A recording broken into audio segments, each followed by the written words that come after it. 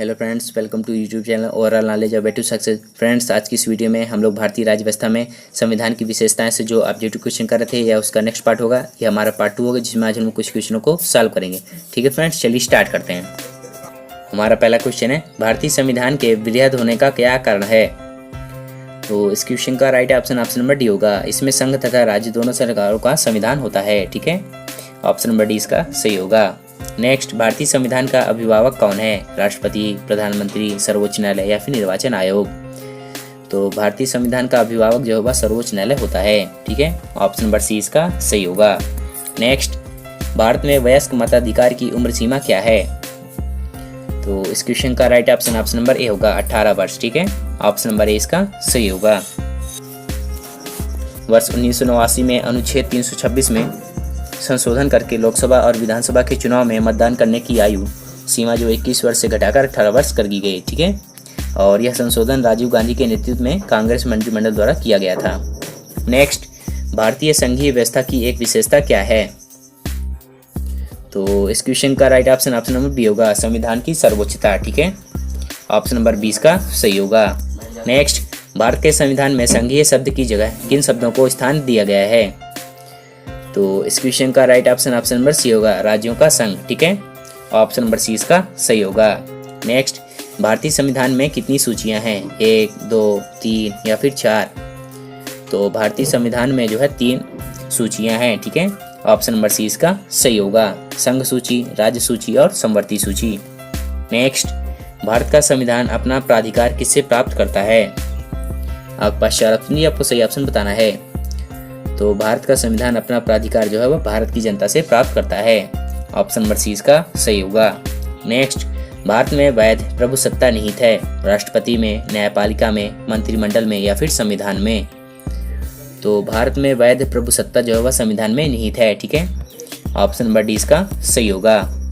Next, भारतीय संविधान की संरचना किस प्रकार की है? संघीय, एकात्मक, कठोर या फिर कुछ एकात्मक कुछ कठोर? तो भारतीय संविधान की संरचना कुछ एकात्मक कुछ कठोर है। ठीक है, ऑप्शन नंबर डी इसका सही होगा।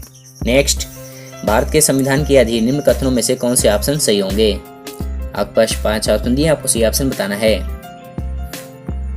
तो इस क्वेश्चन का राइट ऑप्शन नंबर डी होगा। ठीक है, पहला, दूसरा और तीसरा ऑप्शन सही होगा। संविधान सर्वोच्च है, संघ और सरकारों के बीच शक्तियों का स्पष्ट विभाजन है, संविधान के संशोधन के लिए विविध प्रक्रिया का अनुसरण करना होता है। हमारा नेक्स्ट क्वेश्चन है, लिखित संविधान की अवधारणा ने सर्वप्रथम कहाँ जन्म लिया था? फ्रांस, संयुक्त राज्य अमेरिका, ब्रिटेन या फिर स्विट्जरलैंड? तो लिखित संविधान की अवधारणा सर्वप्रथम फ्रांस से हुई थी। ठीक है, ऑप्शन नंबर ए इसका सही होगा। लिखित संविधान की अवधारणा ने सर्वप्रथम फ्रांस में 1761 में जन्म लिया था। ठीक है, और 17 सितंबर 1787 में यूएसए का संविधान तैयार हुआ, जो विश्व का सर्वप्रथम लिखित संविधान था। अध्यक्षात्मक शासन का उदय सर्वप्रथम किस देश में हुआ?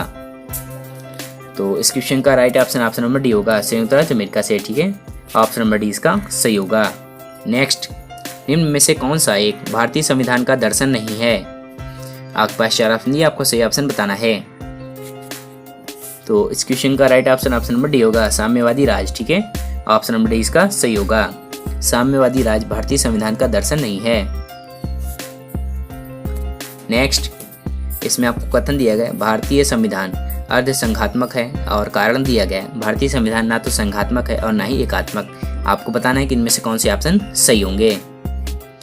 तो इस क्वेश्चन का राइट ऑप्शन नंबर ए होगा। ठीक है, कथन और कारण दोनों सही है, और कारण जो है वह कथन की सही व्याख्या करता है।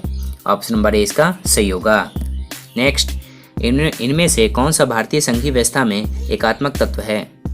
आपके पास ऑप्शन दिए, आपको सही ऑप्शन बताना है। तो इस क्वेश्चन का राइट ऑप्शन नंबर बी होगा। ठीक है, दूसरा, तीसरा और 5वें ऑप्शन सही होंगे।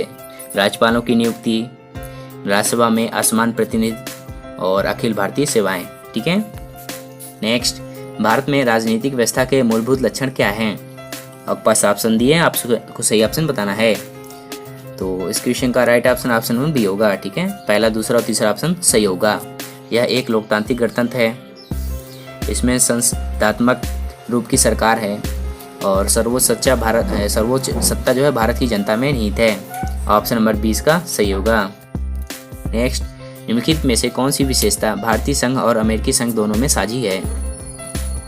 तो इस क्वेश्चन का जो राइट ऑप्शन हो ऑप्शन नंबर डी होगा। संविधान की व्याख्या के लिए संघीय उच्चतम न्यायालय। ऑप्शन नंबर डी इसका सही होगा। नेक्स्ट, निम्न में से कौन भारतीय राज्य व्यवस्था में सर्वोच्च है? तो आपके पास 4 ऑप्शन दिए, आपको सही ऑप्शन बताना है। तो भारतीय राज्य व्यवस्था में सर्वोच्च संविधान है।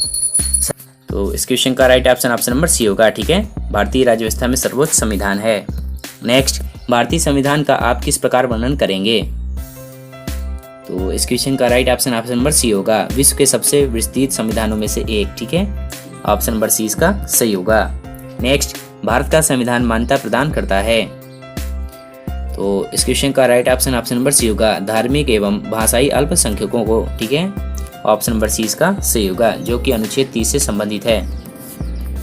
ठीक है फ्रेंड्स, तो ये आज हमने भारतीय राज्य व्यवस्था में संविधान की विशेषताएं से जितने भी ऑब्जेक्टिव क्वेश्चन दिए थे सबको हमने कवर अप कर लिया है। इसके बाद हम लोग भारतीय राज्य व्यवस्था में कोई नया टॉपिक लेंगे और उसके ऑब्जेक्टिव क्वेश्चनों को सॉल्व करेंगे। यदि आप चैनल पर नए हैं तो चैनल को सब्सक्राइब करें और बेल आइकन को प्रेस करें ताकि नोटिफिकेशन सबसे पहले आपके पास जाए, और इस वीडियो को लाइक और शेयर जरूर करें। ठीक है फ्रेंड्स, थैंक यू।